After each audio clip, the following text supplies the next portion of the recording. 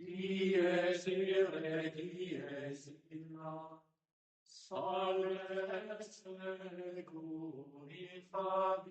Saphir! Saphir, ma chérie, qu'est-ce qu'on fait? Ah, l'intention est noble, c'est sûr. Mais à mon avis, faut discerner. Ça fait quand même un sacré paquet de pognon.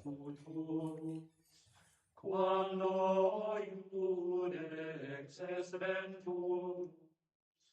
Souvenez-vous, à la fin du chapitre 4, nous avons eu une description de la vie des premiers chrétiens dans laquelle nous apprenions que beaucoup de nouveaux croyants vendaient leurs biens et mettaient tout en commun avec la communauté de l'Église primitive.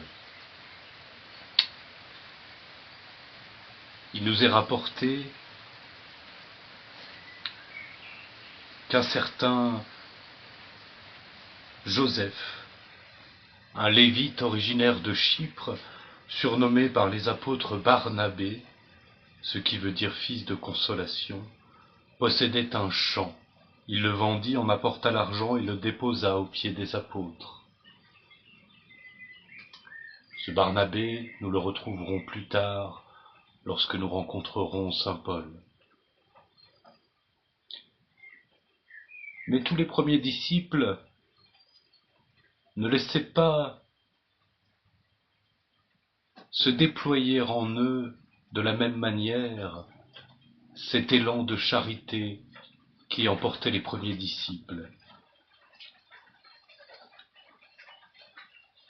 Ainsi saint Luc nous fait-il le récit dramatique et malheureux d'Ananie et de Saphir.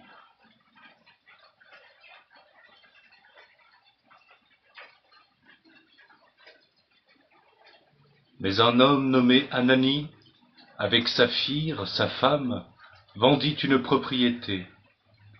De concert avec elle, il avait retenu une partie du prix. Il en apporta le reste et le mit aux pieds des apôtres. Pierre lui dit, « Ananie, pourquoi Satan a-t-il rempli ton cœur au point que tu mentes au Saint-Esprit et que tu retiennes quelque chose du prix du champ?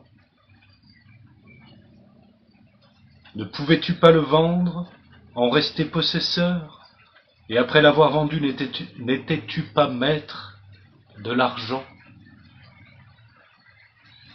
Comment as-tu pu concevoir un pareil dessein? » Vous voyez cette science, cette cette claire vision que l'Esprit Saint confère à l'apôtre Saint Pierre.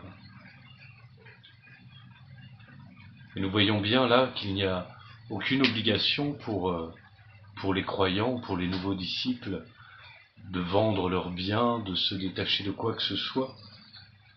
Tu aurais pu ne pas le vendre, tu aurais pu rester possesseur de ton champ, ou tu aurais pu garder ton argent simplement. Le problème, ce n'est pas que tu aies gardé une partie de ton argent, c'est que tu as menti en faisant croire que tu livrais aux pieds des apôtres la totalité de la somme que tu avais reçue, perçue en échange de la vente de ton bien.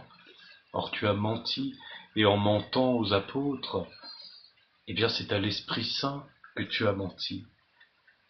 Ce n'est pas à des hommes que tu as menti, mais à Dieu. En entendant ces paroles, Ananie tomba et expira, et tous ceux qui la prirent furent saisis d'une grande crainte. Eh ben oui, tu m'étonnes. Des jeunes gens vinrent envelopper le corps et l'emportèrent pour l'inhumer. Foudroyant.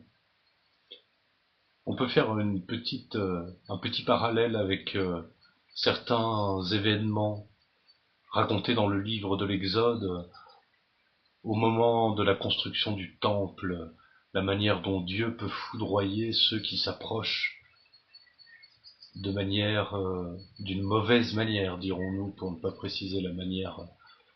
Mais disons qu'il y a une bonne manière de s'approcher de Dieu et qu'il y a une infinité de manières qui ne conviennent pas. Environ 3 heures après, La femme d'Ananie entra, sans savoir ce qui était arrivé. Pierre lui demanda, « Dites-moi, est-ce tel prix que vous avez vendu votre champ ?»« Oui, répondit-elle, c'est ce prix-là. » Alors Pierre lui dit, on peut sentir ici l'exaspération de Pierre et peut-être la tristesse qui s'éprend de son cœur. Ce n'est pas d'une autorité de souverain impitoyable à quoi nous avons affaire ici avec Saint Pierre. Dites-moi, alors Pierre lui dit, comment vous êtes-vous accordé pour tenter l'Esprit du Seigneur? Voici à la porte les pas des jeunes gens qui ont enterré ton mari. Ils vont aussi te porter en terre. Cet esprit qui permet à l'apôtre de voir clairement dans le cœur de ces personnes et de voir aussi ce qui va leur arriver. Ici, dans le cas présent, eh bien, ce don de vision, c'est ce qu'on appelle le don de prophétie.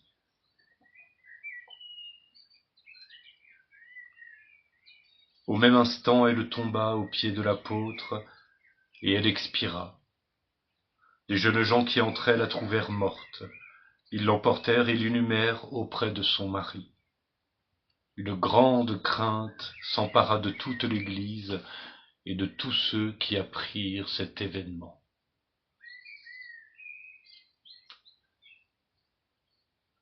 Voilà pour cet épisode de Ananie et de Saphir, et j'en arrête là pour cette vidéo. Ce sera une courte vidéo, et nous reprendrons la suite des aventures des apôtres juste après. Merci pour ceux qui écoutent ces vidéos, pour l'intérêt que vous manifestez, pour le partage de la parole de Dieu. Je vous salue Marie, pleine de grâce, le Seigneur est avec vous. Vous êtes bénie entre toutes les femmes, et Jésus, le fruit de vos entrailles, est béni. Sainte Marie, Mère de Dieu, priez pour nous pauvres pécheurs, maintenant et à l'heure de notre mort, ainsi soit-il.